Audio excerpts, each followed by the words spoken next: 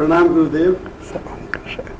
गुरुदेव, इस modern age में आधुनिकता बहुत आगे बढ़ रही है, तो हम सब लोग इस आधुनिकता के साथ में आध्यात्मिकता को कैसे अपनी लाइफ में लाएं, कैसे दोनों को बैलेंस करके आगे बढ़ाएं?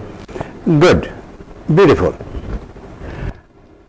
देखिए, आधुनिक तो बनना ही होगा हमें। अगर हम आधुनिक नहीं बनेंगे तो आउटडेटेड हो जाएंगे, फिर तो हम म्यूजियम में मिलेंगे। हम जो चीजें पुरानी होती है वो म्यूजियम में सजा दी जाती है।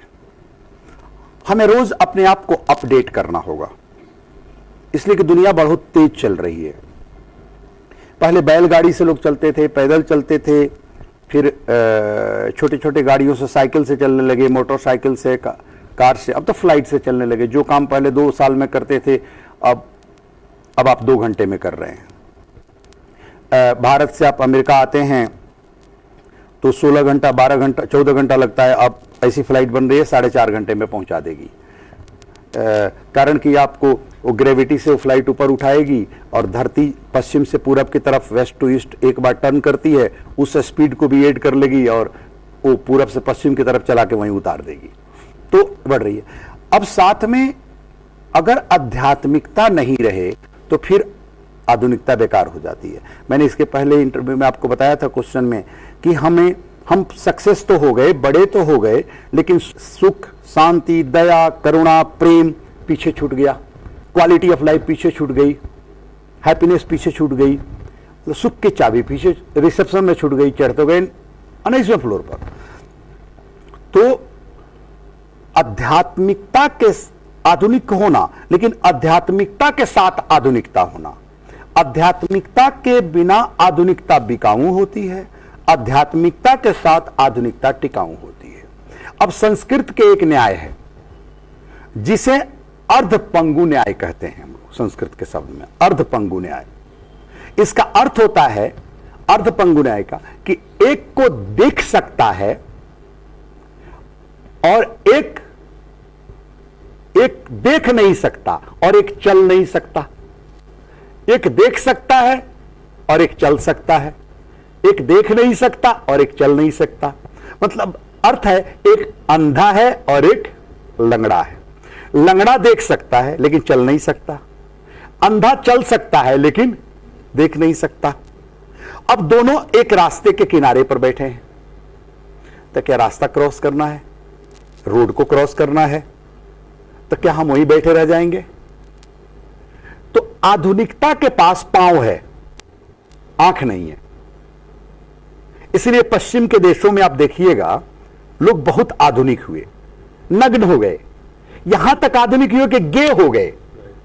पुरुष पुरुष से शादी करने लगा, औरत औरत से शादी करने लगी। एकदम नेचर के विरोध हो गया। अगर नेचर होता तो माता पिता बन जाते। अमेरिका में अभी रिकॉर्ड आया है कि 62% मैरिज शादी के पहले साल में ही डिवोर्स हो जाता है। दूसरी एक रिकॉर्ड आई है कि 63% लोग डिप्रेशन में हैं। सबसे धनी देश है अमेरिका, हर सुविधा है।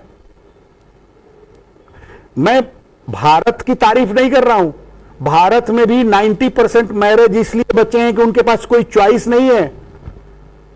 औरतों के पास चॉइस नहीं है कि समाज बुरा कहेगा, कौन खर्चा देगा, कौन खिलाएगा। भारत में कहते हैं अब दिन काट लो, जीवन काट लो, हो गया शादी। तो जीवन काटने के लिए शादी हुआ है क्या? खुशी मनाने के लिए, उत्सव मनाने के लिए शादी हुआ है। तो समाज क्या कहेगा, समाज के लिए शादी हुआ है क्या? शादी तो मेरे लिए हुआ है। तो वहां चॉइस नहीं है। नहीं तो वहां भी अगर आज चॉइस हो जाए तो बहुत सारे अब चॉइस लोग पढ़ने लगे हैं, बॉम्बे में, दिल्ली में, शहरों में होना शुरू हो गया है। तो कारण कि आध्यात्मिकता खत्म हो रही है। तो आधुनिकता के पास आंख नहीं है, पांव है, बहुत तेज चलता है, लेकिन आध्यात्मिकता के पास आंख है, पांव नहीं है, इसलिए पीछे छूट रहा है। तो अगर हम अंधे के कंधे पर लंगड़े को बैठा दें, आधुनिकता पर आध्यात्मिकता को बैठा दे, आधुनिकता के कंधे पर, तो आराम से रोड क्रॉस कर जाएंगे, आराम से जीवन सुंदर गुजर जाएगा, आराम से अच्छे से हम कर जाएंगे। नहीं तो हम तो बैठे रह जाएंगे। और कहते हैं नजर बदले तो नजारे बदल गए, किश्ती बदले तो किनारे बदल गए। दृष्टि ही तो बदलनी है। और अगर हमारा थॉट बदला तो संसार बदल जाएगा। मैं सुनाता हूं, मैं अपने स्पीच में, अपने प्रवचनों में पहले बहुत बार कहा हूं कि धरती की उत्पत्ति कहां से हुई? पानी से। पानी से धरती आया। पानी कहां से आया? वैज्ञानिक कहते थे पहले हवा से, धर्म कहता था अग्नि से। अब मान गए कि अग्नि से, कारण कि H2O हाइड्रोजन का 2 भाग, ऑक्सीजन का 1 भाग मिलकर के पानी बनता है। तो हाइड्रोजन कैसे बनाता है? Zn plus H2SO4, ZnSO4 plus H2, जस्ते के टुकड़े पर तनुगंध काम्ल की प्रतिक्रिया से हाइड्रोजन बनाया जाता है। तो अग्नि रहा होगा तभी तो बना होगा। तो अग्नि से पानी, अग्नि कहां से? हवा से। अगर जहां हवा नहीं, ऑक्सीजन नहीं, अग्नि नहीं जलेगी। अब हवा कहां से? था आकाश से। आकाश को बंद कर दिया तो हवा बंद हो जाएगा। अब प्रश्न आया, आकाश से हवा, हवा से जल, हवा से अग्नि, अग्नि से जल, जल से पृथ्वी। तो आकाश से शुरुआत। अब आकाश कहां से आया? तो कोई छू नहीं पाया, ना विज्ञान रिसर्च कर पाया है, ना धर्म। मैं इसीलिए दोनों को अपनाया, देखा। तो विज्ञान भी पढ़ा तो विज्ञान में भी अभी तक रिसर्च नहीं हुआ है। धर्म में भी देखा तो धर्म में भी रिसर्च किया। मैंने सैकड़ों किताब पढ़े धर्म के, लेकिन उसमें भी पता नहीं।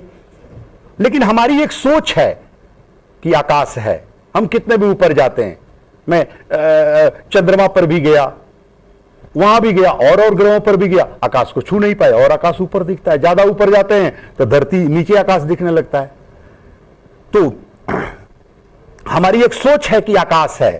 तो हमारे सोच से आकाश आया, आकाश से हवा, हवा से अग्नि, अग्नि से जल, और जल से पृथ्वी। तो संसार की शुरुआत कहां से हुई? हमारे सोच से। तो तुम सोच बदलो, संसार खुद बदल जाएगा। सोच और विचार बदलो, संसार खुद बदल जाएगा। एक कुम्हार की घटना मैं बताता हूं। एक कुम्हार था, चीलम बनाता था, चीलम बना के बेचता था। एक दिन चीलम की मट्टी साना चीलम बना रहा था। तो बनाते बनाते उसके मन में भाव आया कि मैं घड़ा बना देता हूं, और उस मट्टी को घड़ा बना दिया, बना के पका दिया। कोई धार्मिक आदमी खरीद लिया उस घड़े को और ले जाकर के मंदिर में रख दिया। वो एक दिन दर्शन करने गया अपने मित्र के साथ, तो देखा वहां गर्मी के दिन में बहुत लोग जल पी रहे थे। तो उसने अपने मित्र से कहा, घड़े मैंने बनाया है, देख कितने लोग पानी पी रहे हैं इससे। तो उस मित्र ने कहा, तुम झूठ बोल रहा है, तुम तो चीलम बनाते थे, घड़े कैसे बना दिए? उसने कहा, नहीं भाई, मैं चीलम तो बना रहा था, लेकिन बनाते बनाते मेरे मन में सोच आया कि आज मैं इसको घड़ा बना देता हूं, उस मट्टी को। तो उस मट्टी से मैंने घड़ा बना दिया। मेरे सोच और विचार बदले। तो वो घड़ा कह उठा, अरे मेरे भाई, तेरे सोच और विचार बदले, मेरे तो संसार बदल गए। पहले मैं खुद जला करता था और दूसरे को जलाया करता था चीलम से, अब मैं खुद शीतल होता हूं, औरों को भी शीतल करता हूं। तो हमारी सोच बदले तो संसार बदल जाएगा। तो अगर आधुनिकता के साथ आध्यात्मिकता आ जाए तो यह जीवन द बेस्ट लाइफ हो जाएगी। It is the art of life. ये जीवन सुंदर हो जाएगा, संसार सुंदर हो जाएगा, और मानवता सुंदर हो जाएगी। कारण कि इस पांव को एक हमें आंख मिल जाएगा, दृष्टि मिल जाएगी, एक संस्कृति मिल जाएगी। गाड़ी में सिर्फ एक्सलेटर हो और स्टीयरिंग न हो तो दिशा का तो पता ही नहीं चलेगा। तो आधुनिकता दिशा रहित है। हमारे, आप लोग साइंस पढ़े हैं, आप तो देखे होंगे, एक आता था वेग और गति। वेग और गति। तो वेग और गति में एक अंतर था कि गति में दिशा निश्चित नहीं थी, स्पीड थी सिर्फ, लेकिन वेग में दिशा भी निश्चित थी। तो हमारा आधुनिकता गति है और आध्यात्मिकता दिशा है। तो दोनों को मिला दे तो वेग बन जाएगा, दिशा भी निश्चित हो जाएगी और गति भी हो जाएगा। तो हम तो द बेस्ट तरीके से सही जगह पहुंच जाएंगे, दिशा रहित नहीं होंगे, दिशा सहित होंगे। तो हम उसको जोड़ लें, साथ में ले लें, और साथ में लेने के लिए कोई ज्यादा करने की जरूरत नहीं है। अपने आप को अच्छे करने की जरूरत है। बुरा न करें, बुरा से बचें, अच्छा करें। सुंदर देखें, सुंदर सोचें, सुंदर करें।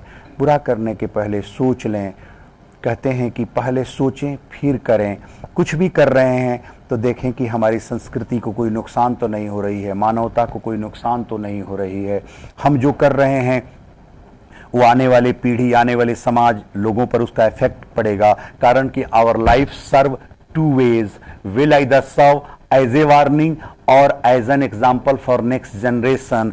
हमारा जीवन दो ही तरह से तो काम करेगा, या तो हमारा जीवन चेतावनी बन जाएगा और नहीं तो हमारा जीवन उदाहरण बन जाएगा। तो जीवन को उदाहरण बनाओ, चेतावनी नहीं। तो उदाहरण बनाने के लिए आध्यात्मिकता को साथ में जोड़ना पड़ेगा, और आध्यात्मिकता रहेगी तो जीवन उदाहरण बन जाएगा, और उदाहरण नहीं बना तो चेतावनी जरूर बन जाएगा।